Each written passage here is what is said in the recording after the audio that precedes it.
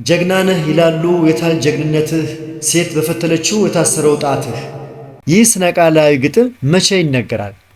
ሀ በፉከራ፣ ለ በሙሾ፣ ሐመሩሃ በአጨዳ፣ መ በሰርግ። ጤና ይስጥልን። ይህ የ2018 ዓመተ ምህረት የስድስተኛ ክፍል አማርኛ ሞዴል ፈተና ሁለተኛው ክፍል ነው። ቀጥሎ ምንባብ አለ። ምንባቡን አዳምጡና ጥያቄዎችን እንመልሳቸዋለን። ምንባቡ ስለ አሪ ብሔረሰብ ነው የሚያወራው። ምንባቡን ላንብበውና ጥያቄዎችንም እንሰራቸዋለን።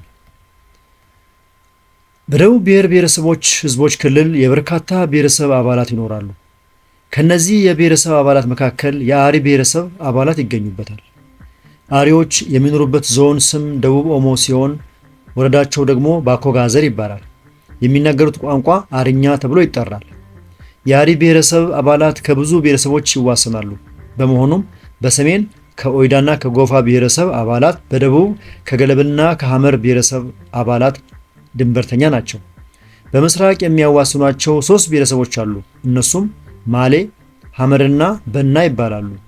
በምዕራብ ከአሪዎች የሚጎራበቱት ሙርሲ፣ ቦዲና ድሜ ብሔረሰቦች ናቸው። የአሪ ብሔረሰቦች አባላት ዋና መተዳደሪያ ግብርና ነው። በመሆኑም በእርሻና በከብት እርባታ ስራቸው ይታወቃሉ።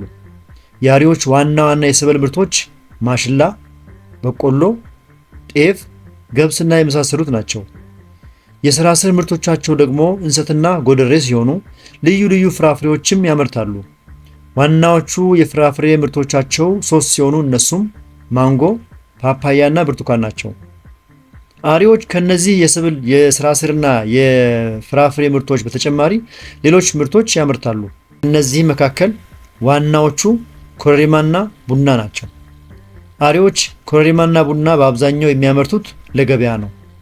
የአሪ ብሔረሰብ አባላት 150 ሺህ ይደርሳሉ። ከነዚህ ውስጥ ግማሾቹ ሴቶች ናቸው። አብዛኛዎቹ የሚኖሩት በከተማ ሳይሆን በገጠር ነው። በከተማ የሚኖሩ የአሪ ብሔረሰብ አባላት ብዙም አይደሉም። ስለሆነም ቁጥራቸው 4000 አካባቢ ነው የሚሆነው። ምንጭ ቅርስ መጽሔት ነው። ለጥያቄ ለፈተና ተብሎ ተሻሽሎ የተዘጋጀ ነው። በምንባቡ መሰረት ቀጥሎ ያሉ ጥያቄዎችን እንመልከታቸው። ጥያቄ ቁጥር 1 አሪዎች የሚናገሩት ቋንቋ ምን ተብሎ ይጠራል? ሀ ማሌኛ፣ ለ ባኮጋዘርኛ፣ ሐመሮሃ አሪኛ፣ መ አማርኛ። መልሱ አርኛ የሚለው ነው። በምንባቡ ሁለተኛ አንቀጽ ላይ እንደተጠቀሰው የአሪ ብሔረሰብ የሚናገሩት ቋንቋ አርኛ ተብሎ ይጠራል። ጥያቄ ቁጥር 2 አሪዎችን በምዕራብ በኩል የሚያዋስኑት ስንት ብሔረሰቦች ናቸው? ሀ 2፣ ለ 4፣ ሐመሮሃ 1፣ መ 3።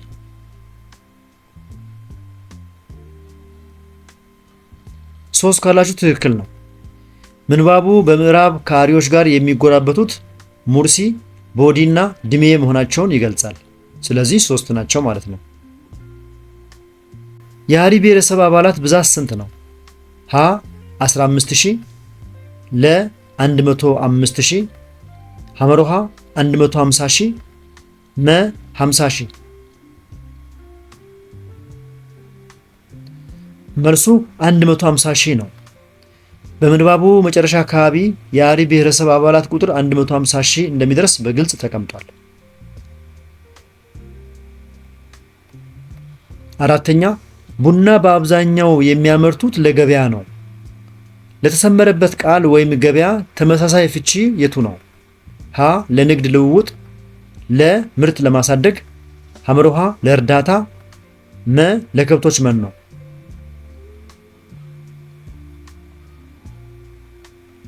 ለንግድ ልውውጥ ካላችሁ ትክክል ነው።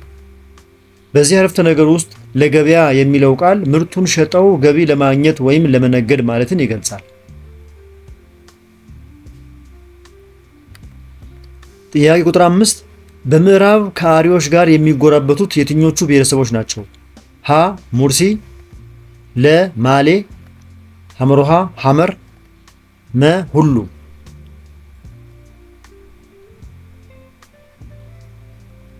ሙርሲ ካላችሁ ትክክል ነው። ምንባቡ በምዕራብ የሚያዋስኗቸው ሙርሲ፣ ቦዲና ድሜ መሆናቸውን ስለሚገልጽ ከተሰጡት ምርጫዎች መካከል ሙርሲ ትክክለኛው መልስ ነው ማለት ነው።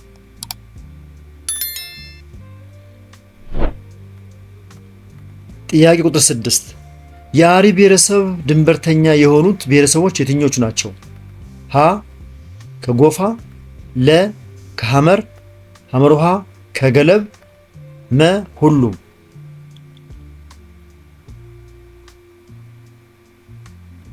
መልሱ ሁሉም የሚለው ነው። አሪዎች በሰሜን ከጎፋ በደቡብ ከገለብና ከሐመር ብሔረሰቦች ጋር ድንበርተኛ መሆናቸውን ምንባቡ ይገልጻል። ስለዚህ ሁሉም አማራጮች ትክክል ናቸው ማለት ነው። ጥያቄ ቁጥር 7 ትርጉም አዘል የሆነ የመጨረሻ የቋንቋ ንዑስ ክፍል ምን ይባላል? ሀ ቅጥያ፣ ለ ምዕላድ፣ ሐመሩሃ አረፍተ ነገር፣ መ አንቀጽ።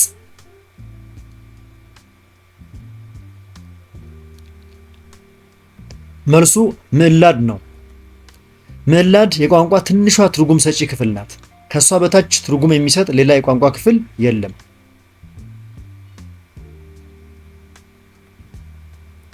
ስምንተኛ እሱ፣ እሷ፣ እነሱ የሚሉት ተውላጠ ስሞች ስንተኛ መደብ ናቸው? ሀ አንደኛ መደብ፣ ለ ሁለተኛ መደብ፣ ሐመሩሃ ሶስተኛ መደብ፣ መ መደብን አይገልጹም።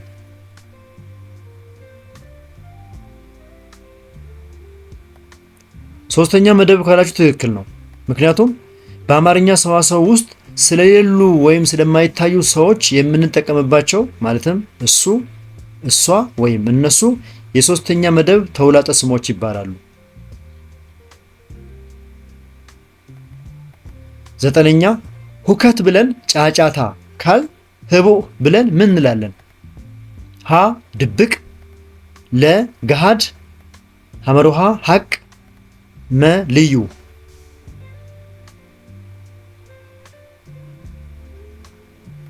መልሱ ድብቅ የሚለው ነው። ጥያቄው ተመሳሳይ ፍች ያላቸውን ቃላት እንድንፈልግ ይጠይቃል። የሁከት ተመሳሳይ ጫጫታ ከሆነ የህቡዕ ተመሳሳይ ደግሞ ድብቅ ነው ማለት ነው። እንቀጥል። ጥያቄ ቁጥር 10 ከሚከተሉት ውስጥ የቢጋር ሳጥን ጥቅም ያልሆነው የቱ ነው? ሀ የጽሑፉን ዋና ዋና ዝርዝር ሐሳቦች ለመለየት፣ ለ መካተት ያለበትን በጽሑፍ ለማካተት፣ ሐመሩሃ የአንባቢን ማንነት ለመለየት፣ መ ሐሳቦችን በተገቢው ቅደም ተከተል ለማቅረብ።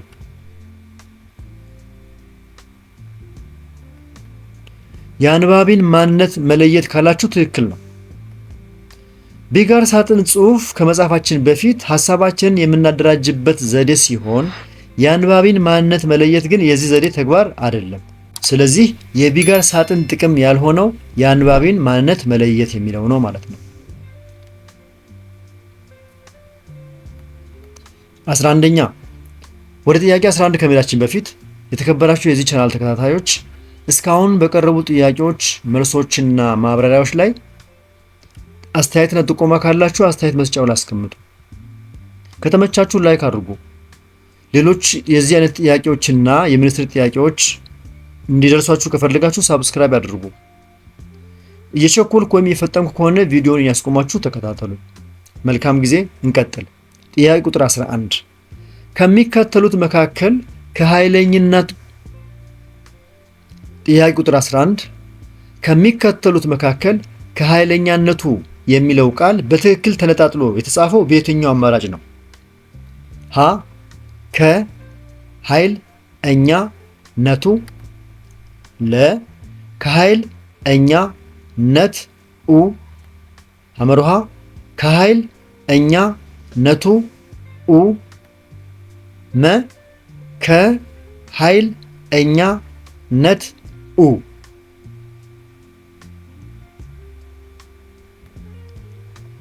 ከኃይል እኛ ነት ኡ ካላችሁ ትክክል ነው። ቃሉ መነሻ ቅጥያ ከ፣ መሰረቱ ኃይል እና መድረሻ ቅጥያዎችን እኛ ነትና ኡ ይዟል። ስለዚህ ከኃይለኛነቱ የሚለው በዚህ መልኩ ተተንትኖ ይጻፋል ማለት ነው።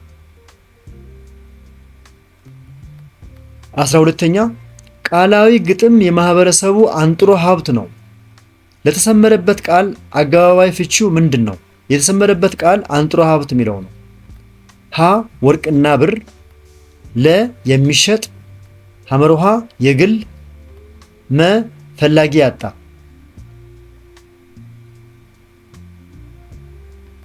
መልሱ የግል የሚለው ነው። አንጥሮ ሀብት ማለት አንድ ሰው ወይም ማህበረሰብ በራሱ ጥረት ያገኘውና የእርሱ ብቻ የሆነ የግል ንብረት ማለት ነው።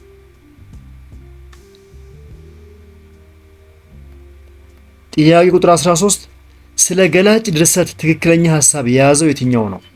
ሀ የአንድን ነገር ጠንካራና ደካማ ጎን የሚያነጻጽር፣ ለ አንድ ነገር ከምን እንደተሰራ የሚገልጽ፣ ሐመርሃ ድርጊት በቅደም ተከተል የሚቀርብበት፣ መ የአንድን ነገር አጠቃላይ ሁኔታ በአይን እንደሚታይ በጆሮ እንደሚደመጥ አድርጎ የሚያቀርብ። መ የአንድን ነገር አጠቃላይ ሁኔታ በአይን እንደሚታይ በጆሮ እንደሚደመጥ አድርጎ የሚያቀርብ። መልሱ የአንድን ነገር አጠቃላይ ሁኔታ በአይን እንደሚታይ በጆሮ እንደሚደመጥ አድርጎ የሚያቀርብ የሚለው ነው። ገላጭ ወይም ስዕላዊ ድርሰት አንባቢው ስለ ነገሩ ግልጽ ስዕል በህሊናው እንዲስል አድርጎ ይገልጻል።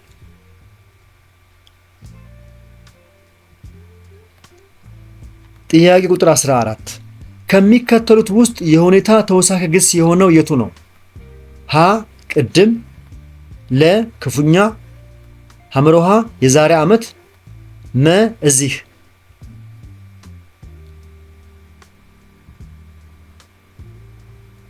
መልሱ ክፉኛ የሚለው ነው። ክፉኛ ድርጊቱ የተፈጸመበትን ሁኔታ ወይም እንዴትነት ስለሚገልጽ የሁኔታ ተውሳከ ግስ ይሆናል ማለት ነው።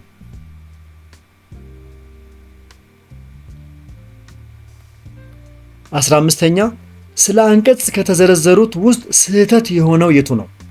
ሀ የሐሳብ ዝምድና ያላቸውን አረፍተ ነገሮችን ይይዛል፣ ለ ከአንድ በላይ ነጠላ ሐሳቦችን ይይዛል፣ ሐመርሃ አነስተኛ የድርሰት ክፍል ነው፣ መ አንድ ነጠላ ሐሳብ ብቻ ይይዛል።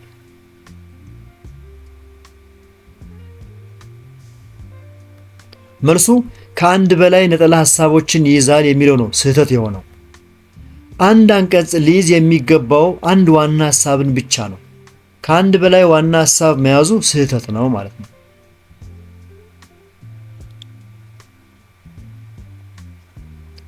እስካሁን 15 ጥያቄዎች ከነመልሶቻቸውና ከነማብራሪያዎቻቸው አይተናቸዋል።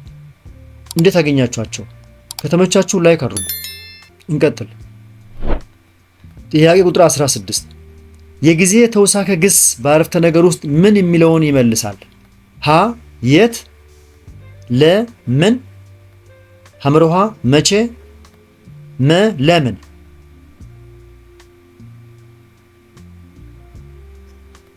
መልሱ መቼ የሚለው ሲሆን የጊዜ ተውሳከ ግስ ድርጊቱ የተፈጸመበትን ጊዜ ስለሚገልጽ መቼ ለሚለው ምላሽ ይሰጣል ማለት ነው።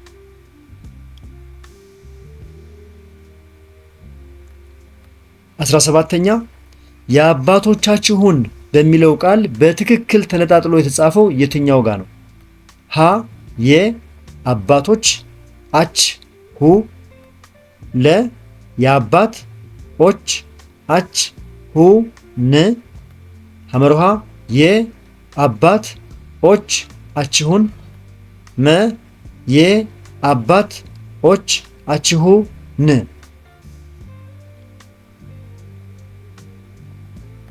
መልሱ የአባት ኦች አችሁ ን የሚለው ነው።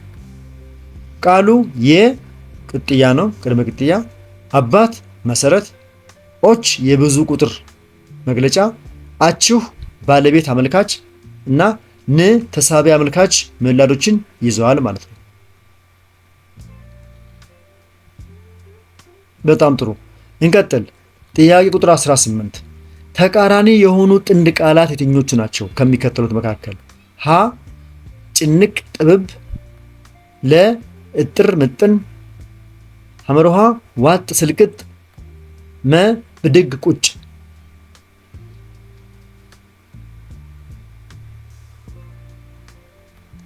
ብድግ ቁጭ አላችሁ? ትክክል፣ መልሱ እሱ ነው። ብድግ ከመቆም ጋር የተያያዘ ሲሆን ቁጭ ደግሞ መቀመጥን ይገልጻል። ስለዚህ ተቃራኒ ናቸው። ሌሎቹ እጥርና ምጥን ተቃራኒ አይደሉም። ዋጥና ስልግጥም ተመሳሳይ ናቸው። ጭንቅም ጥብብም እንደዚሁ ተመሳሳይ ናቸው እንጂ ተቃራኒ አይደሉም። ጥያቄ ቁጥር 19 ከሚከተሉት ውስጥ በጥያቄና መልስ የሚቀርበው የሥነ ቃል አይነት የትኛው ነው? ሀ እንቆቅልሽ፣ ለ ሙሾ፣ ሐመሮሃ ተረት፣ መ ፉከራና ሽለላ።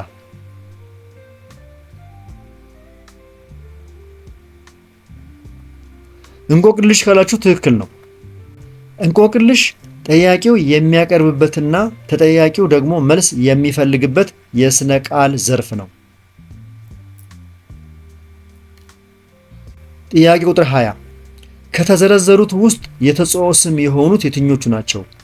ሀ ወንጪ፣ አዲስ አበባ፣ ደጀኔ፣ ለ ወንድ፣ ተራራ፣ ቤት፣ ሐመርሃ ትምህርት፣ ጥላቻ፣ ዕውቀት፣ መ ድንጋይ፣ ከተማ፣ እንጨት።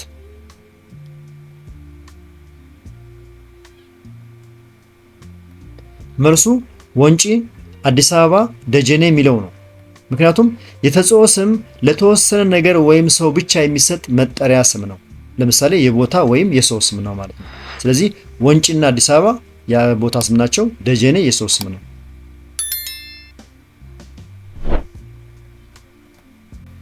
ጥያቄ ቁጥር 21 አንዳንድ መጤ ባህሎች የራሳችንን ባህል እንዳያጠፉብን መጠንቀቅ አለብን። የተሰመረበት ቃል ተመሳሳይ ዳሽ ነው። የተሰመረበት ቃል መጤ የሚለው ነው።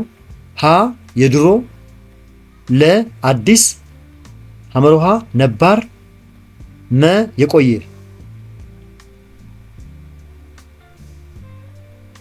አዲስ ካላችሁ ትክክል ነው። መጤ ማለት ከሌላ ቦታ የመጣ ወይም አዲስ ማለት ነው።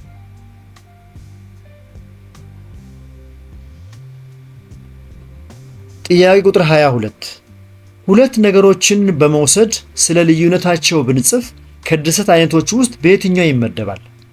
ሀ ተራኪ ድርሰት፣ ለ ገላጭ ድርሰት፣ ሐመርሃ ስዕላዊ ድርሰት፣ መ አከራካሪ ድርሰት።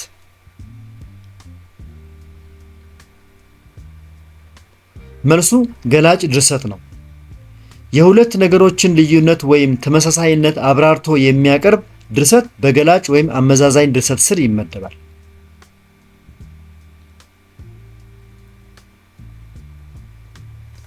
ጥያቄ ቁጥር 23 የሚመረት ኡ በት እና በትክክል ሲጣመር ምን ይሆናል? ሀ የሚመረቱበትና፣ ለ የሚመረት፣ ሐመርሃ የሚመረቱበትን፣ መ መልሱ የለም።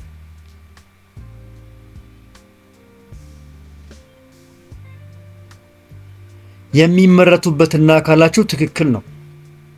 ምዕላዶቹ ሲቀላቀሉ የሚመረቱበትና የሚለውን ሙሉ ቃል ይሰጡናል። የተከበራችሁ የዚህ ቻናል ተከታታዮች እስካሁን ባየናቸው ጥያቄዎች መልስና ማብራሪያዎች ላይ አስተያየትና ጥቆማ ካላችሁ አስተያየት መስጫው ላይ አስቀምጡ። ከተመቻችሁ ላይክ አድርጉ። ሌሎቹ እንዲደርሳቸው ከፈለጋችሁ ደግሞ ሼር አድርጉ። ተመሳሳይ የሚኒስትሪም ሆነ የስደተኛ ክፍል ሞዴል ፈተናዎች እዚህ ቻናል ላይ ስለሚገኙ እነሱን ለማግኘት ደግሞ ሳብስክራይብ አድርጉ። ምናልባት በዚህ ጥያቄ አቀራረብ ላይ እየፈጠንኩ ወይም የቸኮልኩ ከሆነ ከይቅርታ ጋር ቪዲዮዎቹን እያስቆማችሁ ተከታተሉ። መልካም የዝግጅት ወቅት። እንቀጥል። ጥያቄ ቁጥር 24 የድርጊቶች ሂደት ቅደም ተከተል የተስተካከለው የትኛው ነው?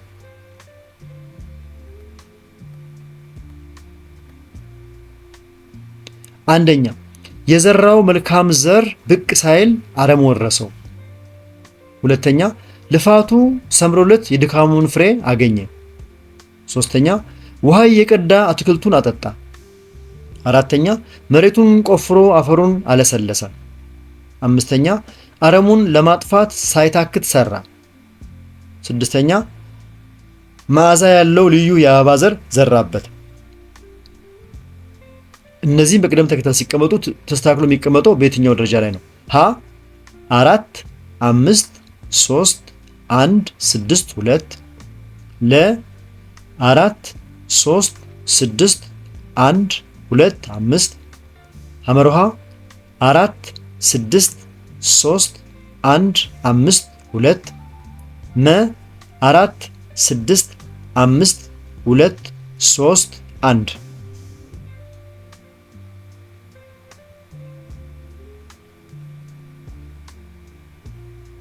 መልሱ 4 6 3 1 5 2 የሚለው ነው። ትክክለኛው ሂደት መጀመሪያ መሬቱ መቆፈር የሚለው ነው 4 ቁጥር። ከዛ በኋላ ከቆፈረ በኋላ ዘር መዝራት 6 ቁጥር ነው። ውሃ ማጠጣት 3 ቁጥር። አረም መወረሱ 1 ቁጥር። አረሙን ማጥፋት 5 ቁጥርና ፍሬ ማግኘት የመጨረሻው 2 ቁጥር በቅደም ተከተሉ በዚህ መልኩ ይቀመጣሉ ማለት ነው።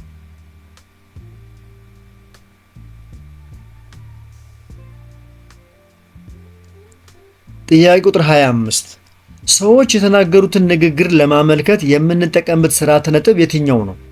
ሀ ትምህርተ ስላቅ፣ ለ ትምህርተ ጥቅስ፣ ሐመርሃ 4 ነጥብ፣ መ 2 ነጥብ።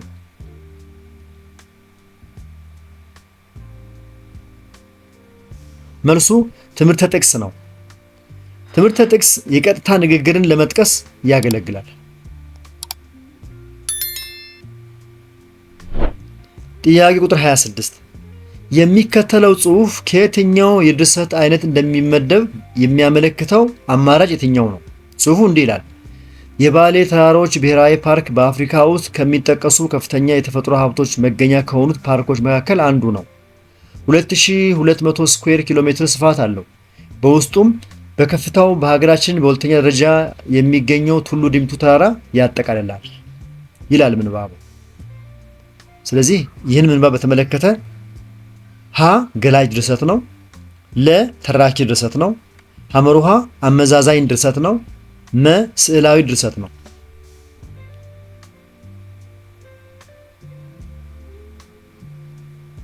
መልሱ ገላጭ ድርሰት ነው ካላችሁ ትክክል ነው። ምክንያቱም ጽሑፉ ስለ ፓርኩ ስፋትና ይዘት መረጃ እየሰጠ ስለሚገልጽ ገላጭ ድርሰት ነው የሚባለው።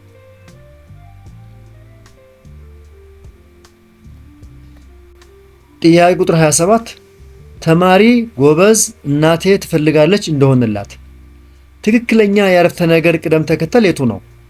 ሀ ተማሪ ጎበዝ እናቴ እንደሆነላት ትፈልጋለች፣ ለ እናቴ ትፈልጋለች ተማሪ ጎበዝ እንደሆነላት፣ ሐመርሃ እናቴ ጎበዝ ተማሪ እንደሆነላት ትፈልጋለች፣ መ ትፈልጋለች እናቴ እንደሆነላት ጎበዝ ተማሪ።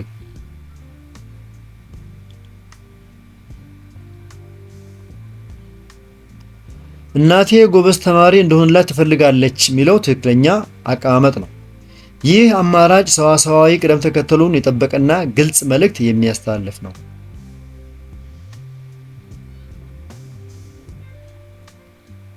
ጥያቄ ቁጥር 28 ኃይለ ቃሉ መጀመሪያ ሲመጣ የትኛውን ቅርጽ እንጠቀማለን?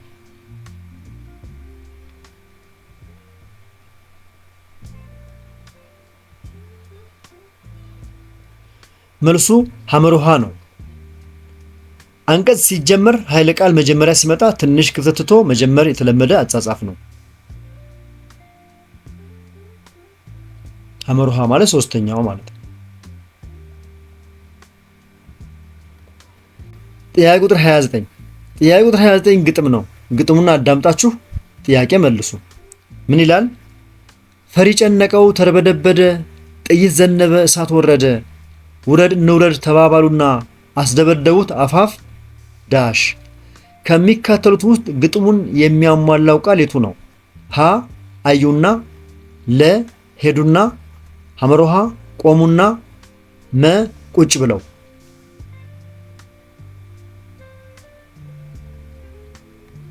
መልሱ ቆሙና የሚለው ነው።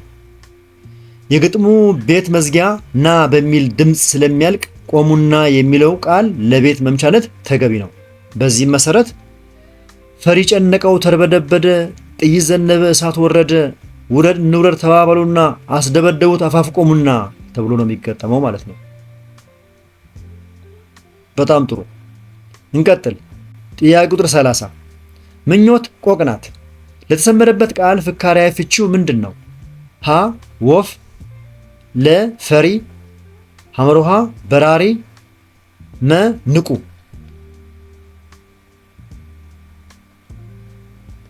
መልሱ ንቁ የሚለው ነው።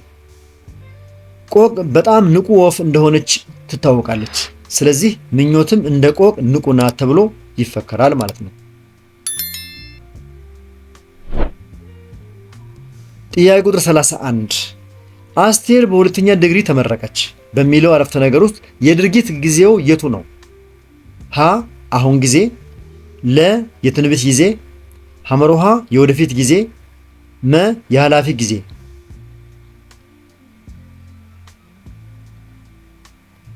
የኃላፊ ጊዜ ካላችሁ ትክክል ነው። ተመረቀች የሚለው ቃል ድርጊቱ ቀደም ብሎ መጠናቀቁን ስለሚገልጽ ያለፈ ወይም የኃላፊ ጊዜ ነው ማለት ነው።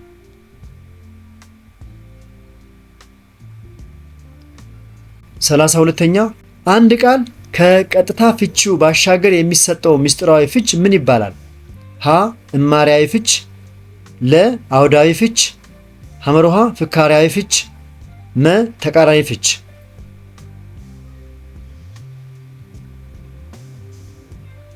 መልሱ ፍካሪያዊ ፍች የሚለው ነው። ፍካሪያዊ ፍች ማለት የቃሉን ቀጥተኛ ትርጉም ሳይሆን ተምሳሌታዊ ወይም ምስጢራዊ መልእክቱን መግለጽ ነው።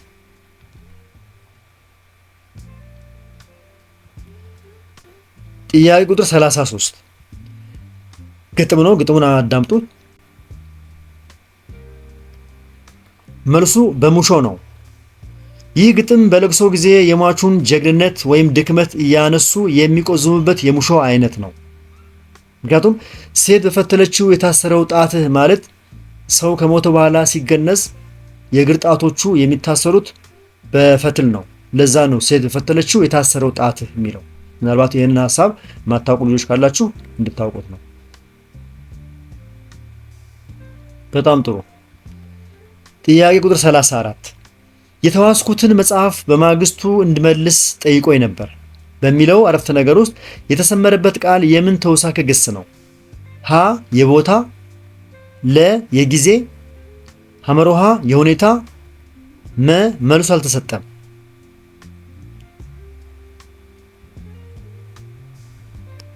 የጊዜ ካላችሁ ትክክል ነው። በማግስቱ ድርጊቱ የሚፈጸምበትን ቀን ወይም ጊዜ ስለሚጠቁም የጊዜ ተውሳከ ግስ ነው የሚባለው። 35ኛ ከሚከተሉት ቃላት መካከል የመነሻ ቅጥያ ብቻ ያለው ቃል የትኛው ነው? ሀ የዳበረው፣ ለ ደበራት፣ ሐመሮሃ ያልዳበረ፣ መ በመዳበራቸው።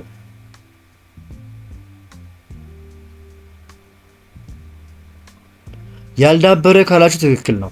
ምክንያቱም ያልዳበረ የሚለው ቃል ያል የሚል መነሻ ቅጥያ ብቻ ይዟል ማለት ነው።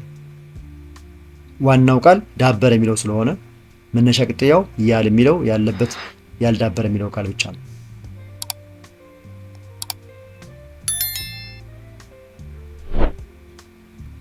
36ኛ በአንቀጹ የሚነሳውን ጉዳይ ጠቅለል አድርጎ የሚያነሳ አረፍተ ነገር ምን ይባላል? ሀ ኃይለ ቃል፣ ለ መግቢያ፣ ሐመሮሃ ሀተታ፣ መ መዘርዝር አረፍተ ነገር። ኃይለ ቃል ካላችሁ ትክክል ነው። ኃይለ ቃል የአንቀጹን ዋና ሐሳብ ይይዛል።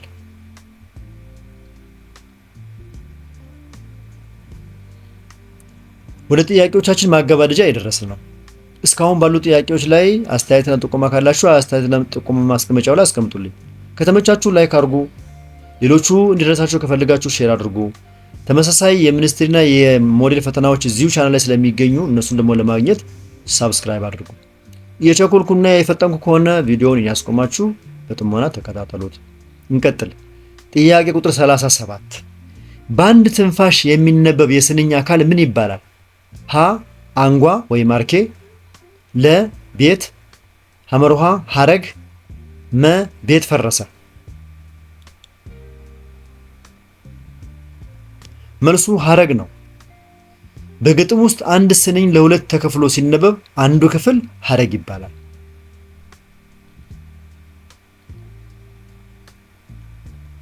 38ኛ አንድ ድርሰት ርዕስ ከተመረጠ በኋላ ቀጣዩ ተግባር ምንድን ነው?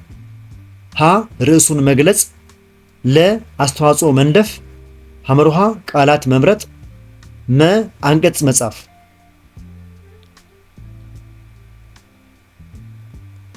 አስተዋጽኦ መንደፍ ካላችሁ ትክክል ነው።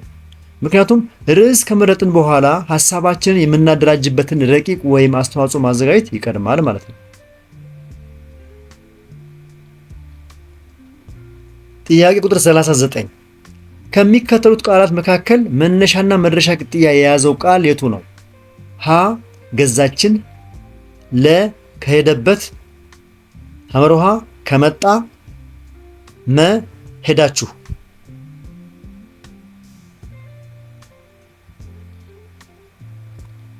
ከሄደበት ካላችሁ ትክክል ነው። ከሄደበት የሚለው ቃል ከ መነሻው ነው፣ በት መድረሻው ነው። ዋናው ቃል ሄደ ስለሆነ ስለዚህ መነሻና መድረሻ ቅጥያ ያለው ከሄደበት የሚለው ቃል ነው ማለት ነው።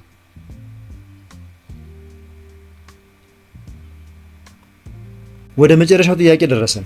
የመጨረሻው ጥያቄ ምንድነው የሚለው? አይነት ገላጭን የሚያመለክት ምዕላድ የያዘው ቃል የቱ ነው?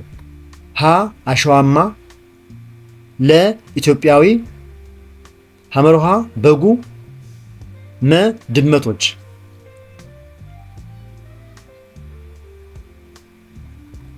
አሸዋማ ካላችሁ ትክክል መርጣችኋል። አማ የሚለው ምዕላድ ስምን ወደ ቅጽል በመቀየር የአንድን ነገር አይነት ለመግለጽ ያገለግላል። መጨረሻው አማ ከሆነ ለምሳሌ ቡናማ፣ አሸዋማ፣ ወርቃማ እነዚህ የአንድን ነገር አይነት የሚገልጹ ስለሆነ እዚህ ከተሰጡ ምርጫዎች መካከል አሸዋማ የሚለው ትክክለኛው መልስ ነው ማለት ነው። ውድ የዚህ ቻናል ተከታታዮች ይህንን ፈተና በፒዲኤፍ የምትፈልጉት ከሆነ ቴሌግራም ቻናል ላይ ሃሁ ቲዩብ ብላችሁ ግቡና እዛ ላይ ጆይን አድርጋችሁ ታገኙታላችሁ። የብዙ የትምህርት አይነቶች ጥያቄዎች እዛ ላይ ከነመልሶቻቸው ስላሉ እዛ ገብታችሁ ለበለጠ መረጃ ልትዘጋጁባቸው ትችላላችሁ። መልካም ጊዜ፣ መልካም የፈተና ወቅት ይሁንላችሁ። መልካም እድል። ቀጣይ ሌሎች ቪዲዮዎች ስላሉ እነሱን ተከተሉ።